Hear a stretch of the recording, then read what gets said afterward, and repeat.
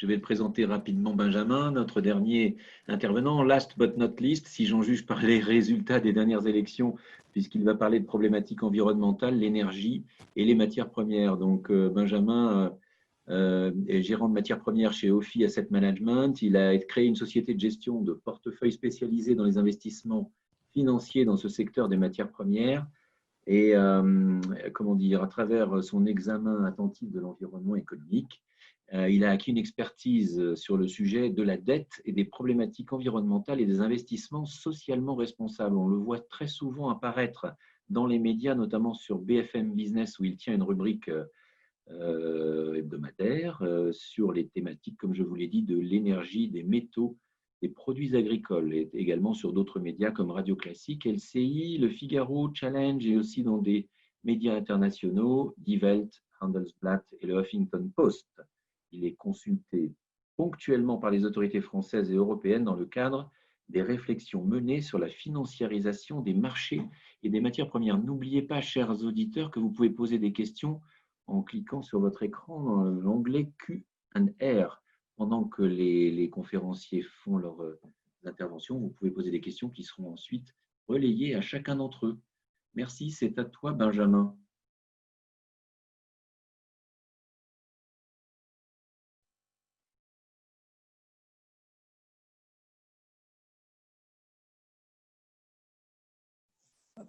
Vous m'entendez bien? Jean-Michel, si tu peux me confirmer que vous m'entendez? Oui, tout à fait. Parfait. Bonsoir à tous. Merci à tous d'être encore là parce que vous avez déjà entendu beaucoup de choses passionnantes. Moi, je vais essayer de vous parler effectivement d'un enjeu qui, j'ai envie de dire, est presque primordial puisque ce que je vais essayer de vous faire comprendre, c'est que cet enjeu, s'il n'est pas résolu, finalement, les autres enjeux seront très difficiles à atteindre. Alors, on va commencer par le début. On va essayer de poser un constat. En fait, l'énergie, et aujourd'hui, notre monde est fait d'énergie. Et il y a une raison assez simple à ça, hein, c'est que quand on regarde ce que nous ont apporté les énergies, notamment fossiles, qui sont très disponibles, c'est absolument considérable. Et c'est ça, sans doute, qui a façonné notre économie moderne. Il faut savoir que dans 1 litre de pétrole, vous avez autant d'énergie que dans les bras de 200 hommes qui font une longue journée au champ. Donc forcément, tout ça a transformé notre société et j'ai envie de vous dire que, et c'est prouvé, hein, c'est pas juste une assertion comme ça, il y a un lien direct entre l'énergie et la croissance de nos sociétés. Si on diminue notre disponibilité en énergie, eh bien, on diminue la croissance de nos économies. Alors, le problème, c'est qu'aujourd'hui, on est soumis à une double contrainte. La première, c'est que ces énergies fossiles ne sont pas disponibles indéfiniment et on commence à toucher ces limites.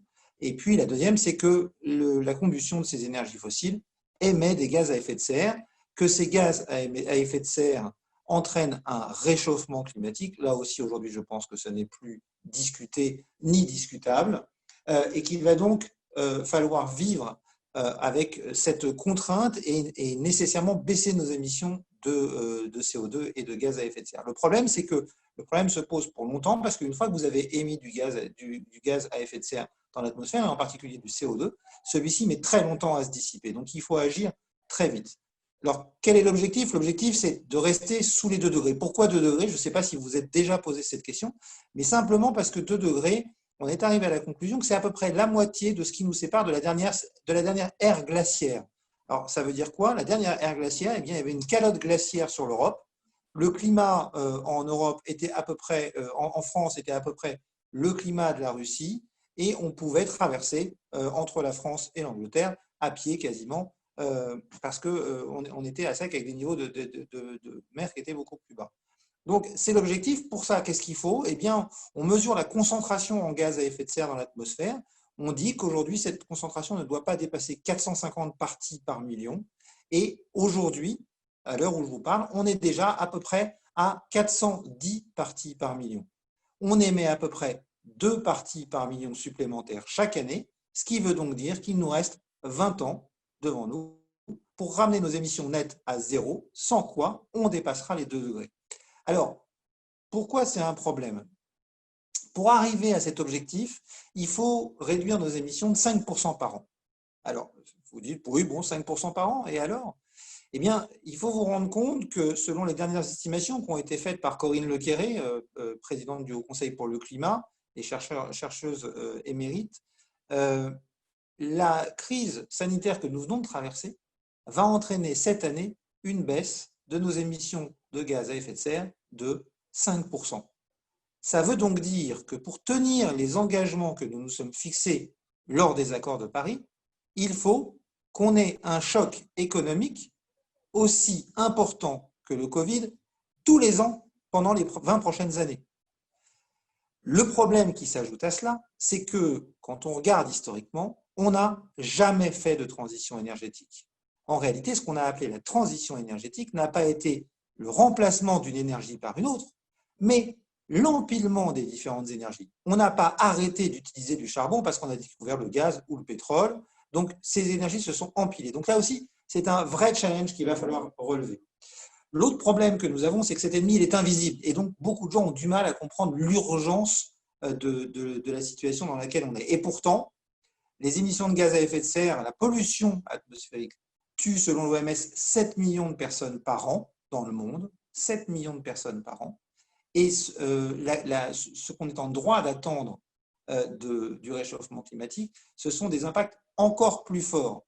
Juste pour vous donner un ordre d'idée, quand on parle d'un réchauffement de 5 degrés, qui est la trajectoire à peu près sur laquelle on serait aujourd'hui, selon certains experts, 5 degrés d'écart, ça entraîne la non-disponibilité d'un grand nombre de terres agricoles aujourd'hui utilisées. Ça veut dire qu'un grand nombre de zones deviennent inhabitables. Ça veut dire un changement des régimes de précipitation. Ça veut dire une augmentation du nombre de cas extrêmes météorologiques. Donc, il faut vraiment agir et agir vite. Alors, qu'est-ce qu'on peut faire? La première chose à faire, c'est qu'il faut poser le bon diagnostic. Mais au-delà du bon diagnostic, ça ne suffit pas. Je pense que le diagnostic, je le disais aujourd'hui, il est accepté par tous. Mais au-delà de ça, il faut comprendre faire la différence entre la fin et les moyens. Je vais prendre un exemple sur les énergies renouvelables. Aujourd'hui, on a l'air de considérer que implanter des éoliennes ou des panneaux solaires, c'est une fin en soi et que si on a fait ça, on a réussi la transition. Eh bien non, implanter des éoliennes ou des panneaux solaires, c'est un moyen d'obtenir un objectif. Et ce n'est pas toujours le bon moyen. Je vais prendre un exemple. En France, où on a une énergie qui est déjà majoritairement décarbonée, fermer des moyens nucléaires, comme ça a été le cas avec Fessenheim récemment, pour ouvrir des moyens renouvelables, n'est pas une solution qui va nous faire gagner des émissions de CO2. Le faire en Chine est une très bonne idée. Donc, il faut prendre du recul. Il faut écouter les scientifiques aussi, parce que les scientifiques ont un avis éclairé sur ces sujets, qui sont des sujets extrêmement complexes. Et donc, il faut prendre avis auprès des scientifiques pour arriver à trouver les bonnes solutions qui, encore une fois, ne sont pas homogènes partout. Certains endroits, il vaudra mieux faire des ENR, des énergies renouvelables, éoliennes, panneaux solaires, biométhanisation. À d'autres endroits, le nucléaire peut être une solution. Il y a plusieurs solutions qui sont à mixer en fonction des zones dans lesquelles on apparaît. Alors, je vais vous donner un autre exemple. Par exemple, en Europe, on a eu l'exemple de l'Allemagne qui a réalisé une transition en implantant des énergies renouvelables et en supprimant du nucléaire. Les baisses d'émissions de CO2 sont pour l'instant assez faibles. Et en Angleterre, on a eu un pays qui a décidé de faire une transition en implantant des énergies renouvelables et en développant du nucléaire pour fermer du charbon. Les émissions de CO2 en Angleterre se sont effondrées. Ne pas confondre la fin et les moyens.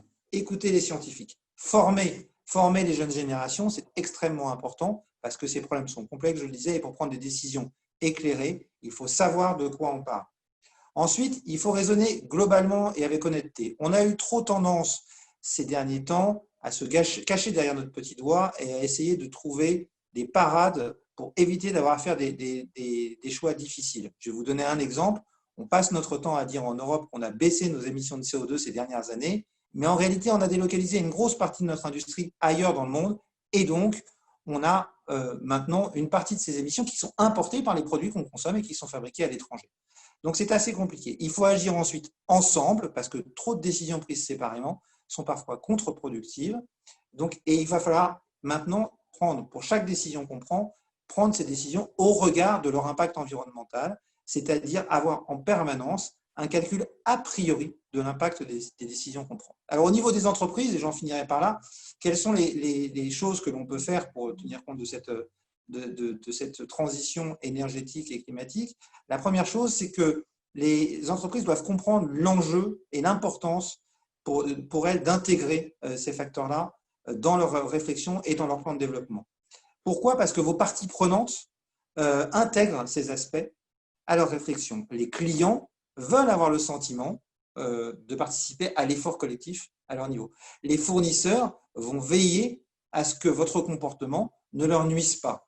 Vous avez des parties prenantes extérieures aussi, les ONG, qui pratiquent de plus en plus le name and shame, qui peut être absolument catastrophique pour le bien le plus précieux de votre entreprise, c'est-à-dire pour son image de marque. Alors, si je prends un exemple de ça, je peux vous en parler parce que c'est mon secteur d'activité, le secteur financier. Dans ce secteur, on a une importance des parties prenantes. Vous avez les actionnaires d'abord. Nous, la société pour laquelle je travaille, un assureur mutualiste. Eh bien, les sociétaires de cet assureur veulent que leur argent soit placé dans des placements en relation avec la transition énergétique et participer à l'effort collectif de réduction. Les ONG aussi. Les ONG ont mis une énorme pression sur le secteur financier en disant que le secteur financier devait arrêter de financer les activités polluantes et s'il ne le faisait pas, eh bien, il y avait une pression par des publications. C'est arrivé à BNP Paribas qui a été dénoncé il y a quelques années parce qu'il faisait de la spéculation sur les matières premières agricoles. C'est arrivé récemment aux assureurs. Il y a eu un rapport qui a été publié par une ONG qui s'intitulait « Le charbon prend de l'assurance » et qui dénonçait le financement du charbon par les assureurs. Donc, il faut absolument prendre conscience de l'importance de ce phénomène-là. La pression, pour l'instant, se situe essentiellement sur les producteurs d'énergie, les distributeurs d'énergie, sur les financiers, mais cette pression, elle va se généraliser avec le temps qui passe et avec les besoins de voir cette situation évoluer.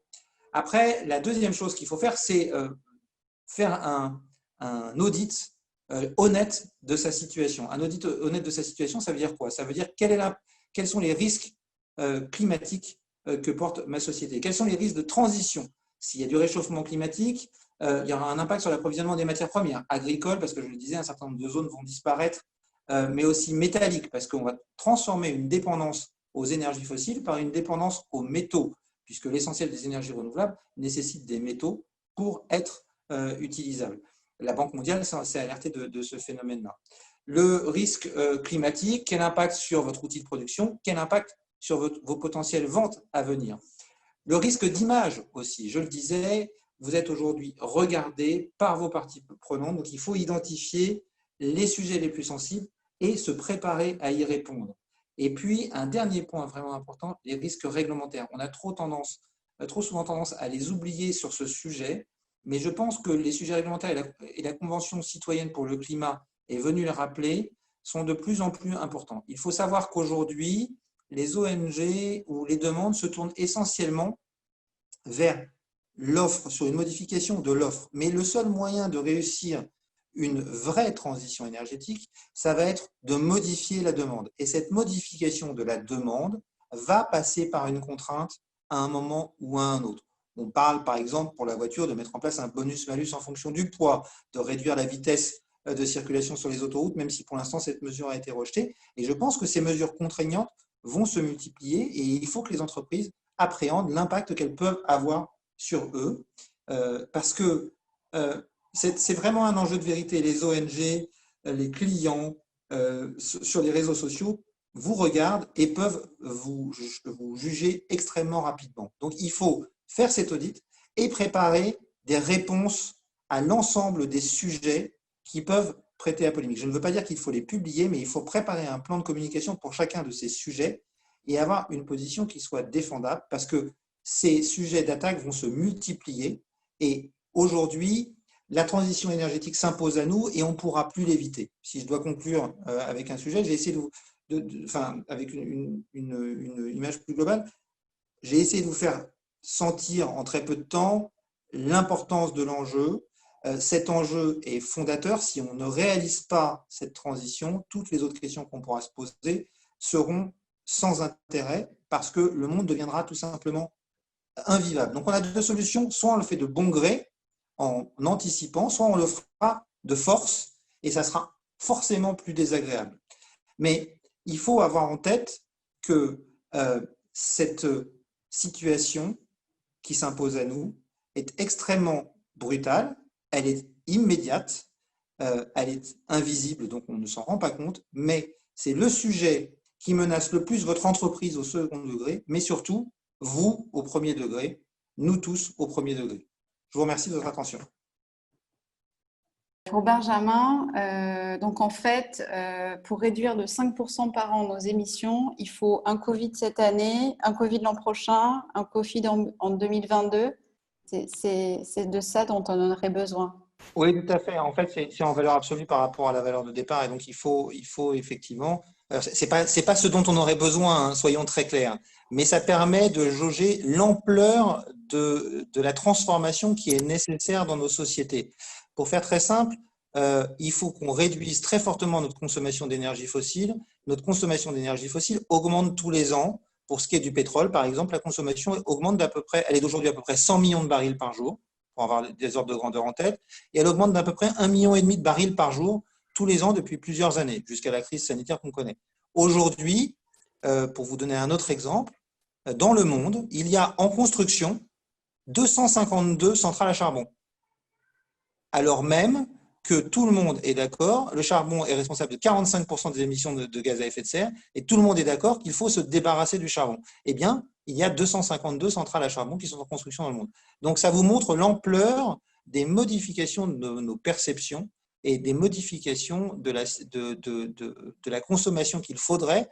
C'est pour ça que j'ai pris l'exemple du Covid, mais ce n'est pas un Covid cette année, 2 Covid l'année prochaine et 3 Covid l'année suivante. C'est l'équivalent d'un choc de l'ampleur du Covid en termes de baisse de consommation pour arriver à atteindre les objectifs qu'on s'est fixés aux accords de Paris. Merci beaucoup, l'image reste parlante.